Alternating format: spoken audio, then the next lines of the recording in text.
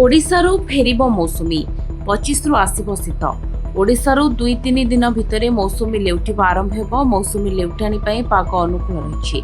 4 मास 13 दिन रहणी परे एबे ओडिशा को छाड़िबाकू प्रस्तुत हेउछि मौसुमी वायु।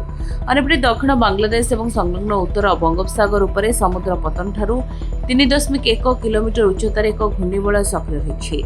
एहार प्रभाव रे राज्यर विभिन्न स्थान रे वर्षा होछि।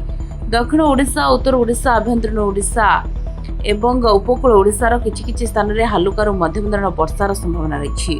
अन्य जिला गुड़िकर पाग सुखिला रहिबो। कोरापुट जिला को येलो वार्निंग दिया जायछि। राज्य में आज मध्य वर्षा संभावना अछि। वर्षा छाड़िबा परे शीत पड़िबो। 15 तारिख रु राज्य में शीत पड़िबा नै पूर्वानुमान करिछि पाणीपाग विभाग। Bureau report, Dinalipi live. Dinalipi live को एबे ही लाइक, शेयर, सब्सक्राइब करंतु।